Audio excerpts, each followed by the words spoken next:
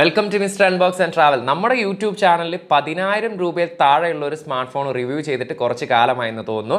അപ്പോൾ ഇന്നത്തെ ഈ ഒരു വീഡിയോ എന്ന് പറയുന്നത് 10,000 രൂപയിൽ താഴെയുള്ള ഒരു സ്മാർട്ട് ഫോൺ ആക്കാമെന്ന് കരുതി. അപ്പോൾ ഏതാണ് ആ സ്മാർട്ട് ഫോൺ എന്ന് ചോദിച്ചു കഴിഞ്ഞാൽ റെഡ്മി 13C.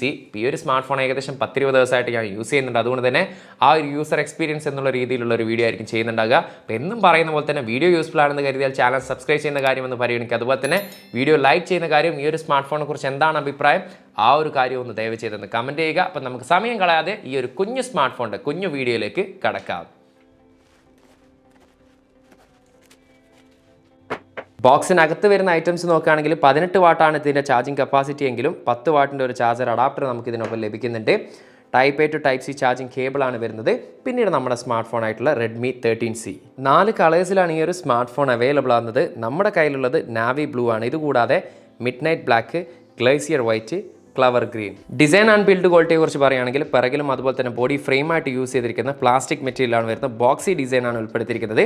അത്യാവശ്യം ഒരു ലെങ്ത് ഉള്ള ഒരു സ്മാർട്ട് ഫോൺ ആയിട്ടാണ് ഫീൽ ചെയ്യുന്നത്. അതുപോലെ തന്നെ 8.1 mm ആണ് ഇതിൻ്റെ ബോഡി തിക്നെസ്, 192 gram ആണ് ഇതിൻ്റെ ബോഡി വെയിറ്റ് വരുന്നത്.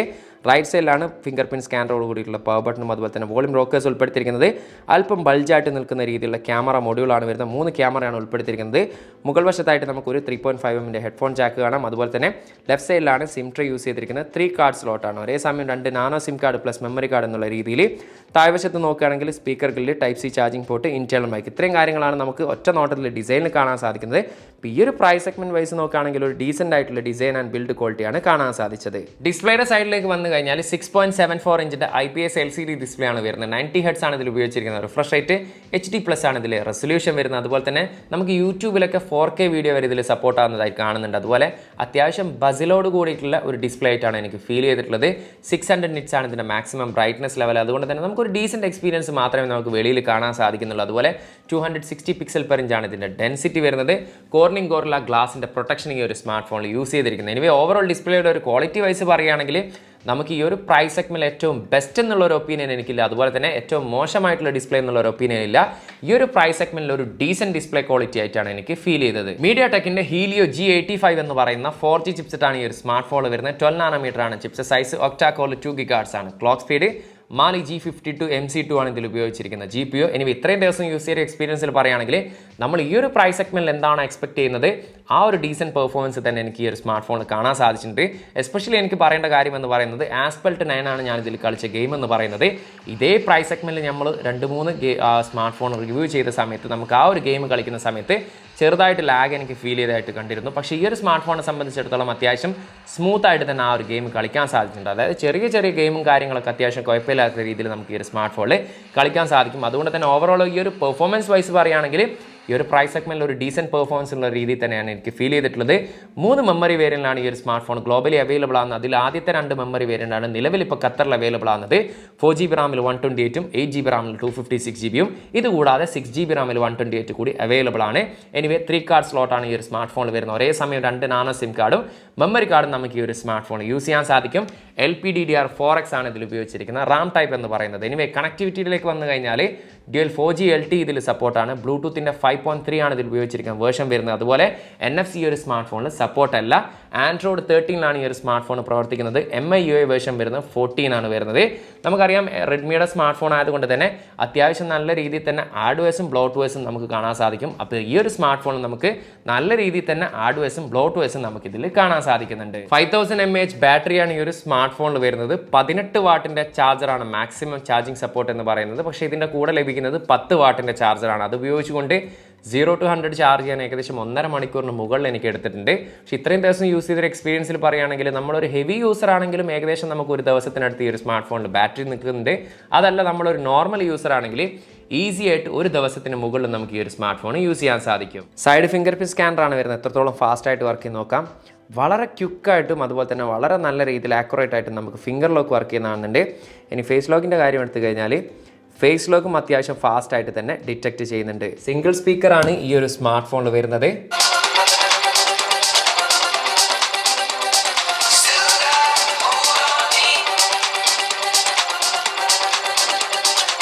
സിംഗിൾ സ്പീക്കർ ആയതുകൊണ്ട് തന്നെ വലിയൊരു ലൗഡ്നെസ് ഒന്നും നമ്മൾ പ്രതീക്ഷിക്കേണ്ട ഒരു ആവറേജ് സ്പീക്കർ ക്വാളിറ്റി ആയിട്ടാണ് എനിക്ക് ഫീൽ ചെയ്തത്. 3 ക്യാമറയാണ് പിറകിൽ ഉൾപ്പെടുത്തിയിരിക്കുന്നത്. 50 മെഗാ പിക്സലിൻ്റെ മെയിൻ ലെൻസ്, 2 മെഗാ പിക്സലിൻ്റെ മാക്രോ സെൻസർ, അതുപോലെ 0.08 മെഗാ പിക്സലിൻ്റെ ഒരു ഓക്സിലറി ലെൻസാണ് ഉപയോഗിച്ചിരിക്കുന്നത്.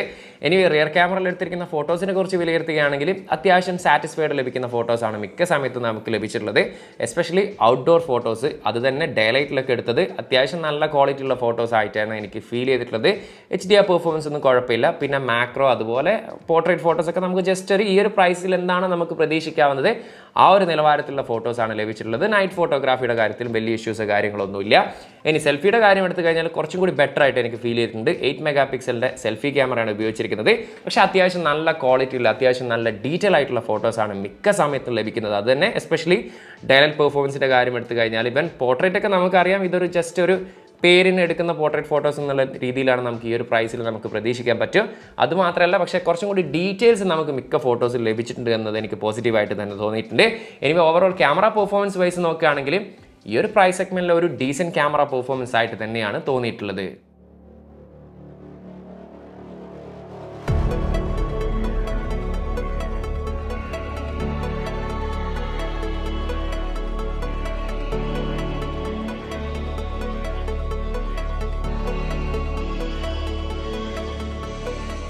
ഈ ഒരു സ്മാർട്ട് ഫോണിൻ്റെ പ്രൈസ് ഇവിടെ ഖത്തറിൽ വരുന്നത് 4GB + 128-ന് 319 ഖത്തർ റിയാലാണ് ഒഫീഷ്യലി വരുന്നത്. ഏകദേശം ഇന്ത്യയുടെ 9,000 രൂപയാണ് പ്രൈസ് വരുന്നത്. അതുപോലെ തന്നെ 8GB 256GB മെമ്മറി വേരിയൻറ്റിന് 519 ഖത്തർ റിയാലാണ് വരുന്നത്. ഏകദേശം ഇന്ത്യയുടെ 12,000 രൂപയാണ് ഇതിന് പ്രൈസ് വരുന്നത്.